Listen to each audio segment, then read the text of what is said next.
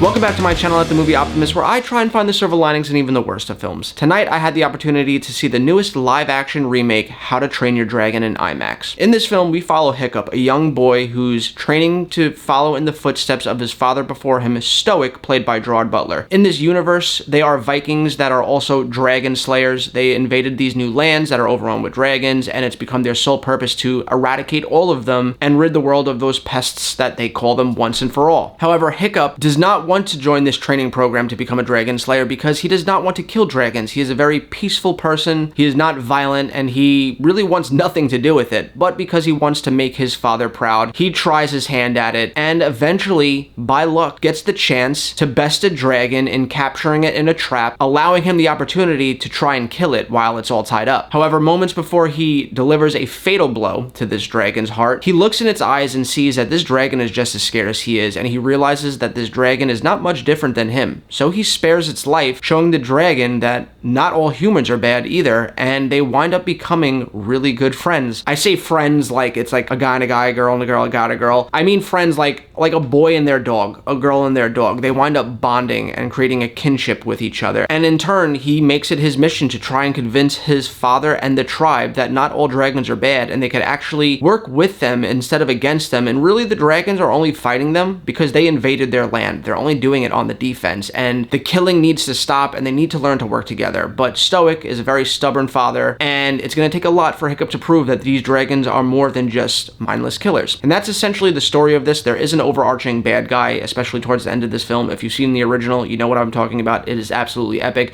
But if you haven't seen it, I don't want to spoil it here. Just know that there is a bad guy to this film. There is an overall threat. Now, I'm just going to rip the band-aid off and say that I absolutely love this movie. When I did my 25 most anticipated films of the year video way back in the beginning of the year, this was in my top 5, and it lived up to it. Honestly, it really did. Now, there's going to be 4 different types of people reacting to this movie. There's going to be the people that just hate live-action remakes. It's like, why are you doing this? The cartoon's amazing. We don't want a live-action remake. It's stupid. And those people, I'm not talking to you here because you've already made up your decision, and that's fine. There's nothing wrong with that. You love the cartoon. You don't think that another version of that cartoon is necessary, and that's totally justified. I get it. So I'm not speaking to you here. Then you're gonna get the second kinds of people, the double-edged swords kind of people. And what I mean by that is when the new Snow White live-action movie just came out, everyone shit all over it because it did a lot to try and differentiate itself from the original cartoon, and everyone was like, oh, why the hell did you make this? It's nothing like the original. You changed so much. This is trash. So on one hand, if you try and make yourself different from the original, you're hated. On the other hand, you get the people that are like Lilo and Stitch that are like, it's just a copy. It's a literally shot-for-shot remake of the original. What was the point of doing this if you have nothing new to say? So no matter what, it's a double-edged sword because you're not going to please either audiences. Either you make the movie completely the same as the original and it's still hated, or you try and make it different and it's hated. So to those people, I'll say this. It plays very close to the original in terms of camera angles, the color grading of the film, the set design, the costumes, the dialogue.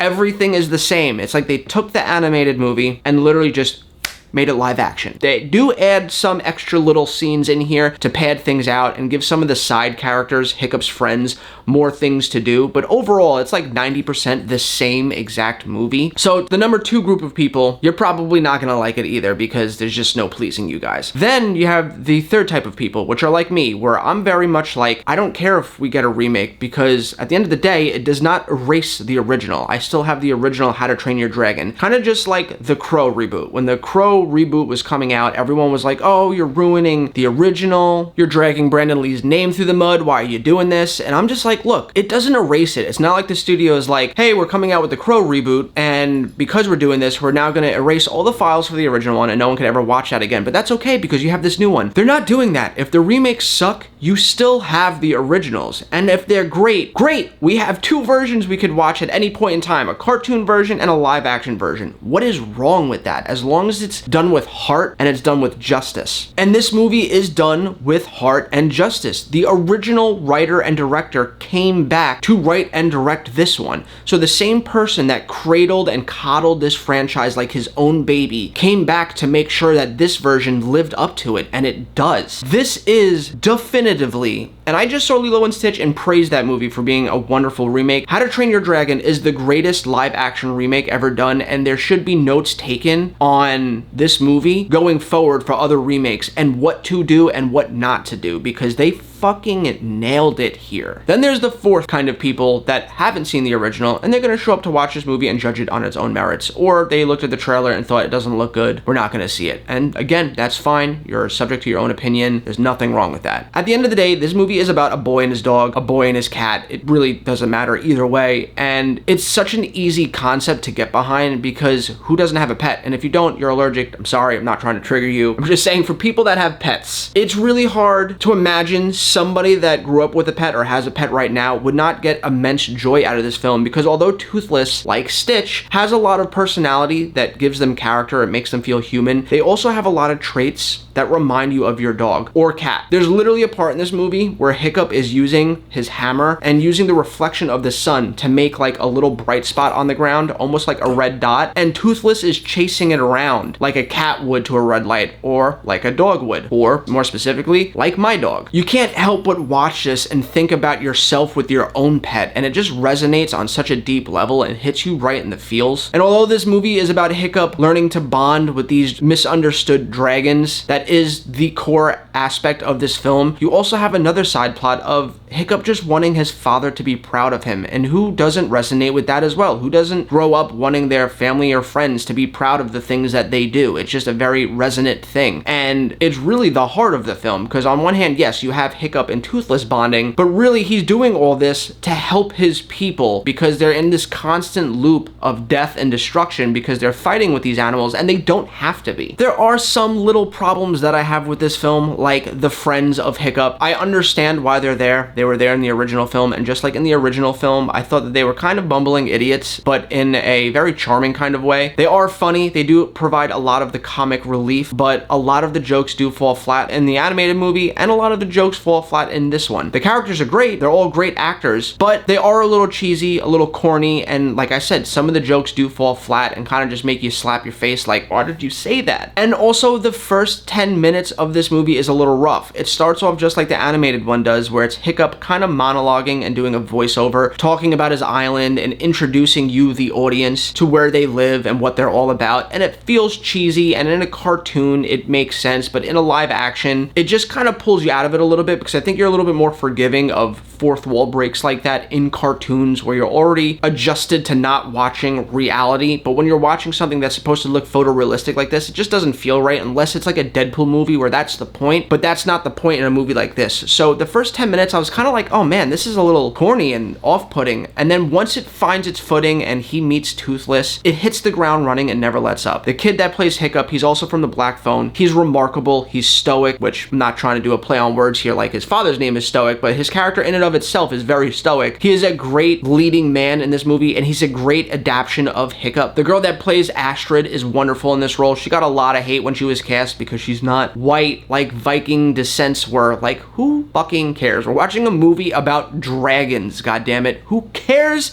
that a girl is not skin tone accurate to what Vikings were in this setting? Like, just shut up with that nonsense. She was amazing in this role as Astrid and brings a lot of heart and humility to Hiccup. Toothless, the guy that they cast to play Toothless, incredible. Couldn't have picked a better guy to play the role. No, but really, he's phenomenal here. The CGI is incredible. He looks just like the cartoon, and in a world where we almost got the horrific Sonic character design, I think they learned their lesson, and when you're going to do these adaptations, just make them look like their cartoon counterparts, just like they did with the new Sonic, just like they did with Stitch, and now with Toothless. He is perfect. He's adorable. He makes me think of my dog Chewy. I love him. I love the relationship with him and Hiccup, and by far the standout of this film, which is also the standout of the cartoon, was the test flight scene where he finally puts that makeshift contraption on his tail to help Toothless fly again, and when they're practicing their flying and that theme song is blasting through the speakers of whatever theater you're in or a home entertainment system, it is really hard not to get emotional because it's just so, and I'm gonna say this word even though it's so corny, it's so breathtaking. Like in Jurassic Park where they see the dinosaurs for the first time and he says the iconic line that they travel in packs. Like in Inception when the city starts folding in on itself when Leonardo DiCaprio's character is teaching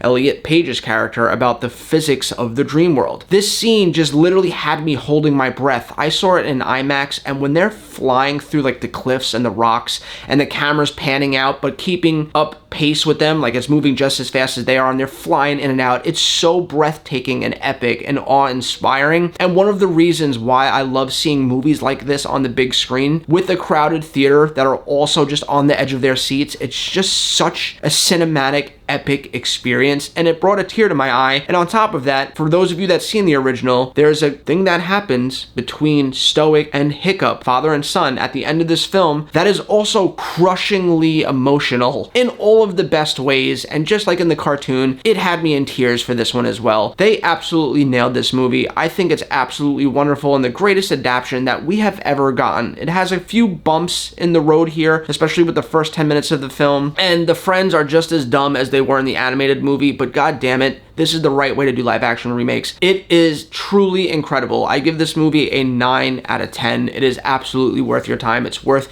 you going to see it on the big screen. If you love the original, I promise you, you will not be disappointed. Please show up to see this film because the arc in this trilogy is one of the most beautiful arcs ever in cinema history, both across animated and live action. Like top 10 greatest trilogies of all time, and I so desperately want to see this trilogy play out. So please, if you love the original, don't wait to watch it on streaming. Save up some bucks and go and support this in the theaters. You won't be disappointed. And for those of you that just don't like remakes, sucks to suck, I guess. I feel bad for you because you're missing out on something wonderful. Anyway, guys, let me know what you guys think in the comments down below. Are you excited for this remake? Has my review swayed your opinion of going to see it this weekend or not? If it has, I'd love to talk about it. And as always, guys, I hope you have a great rest of your weekend, and I'll catch you next time.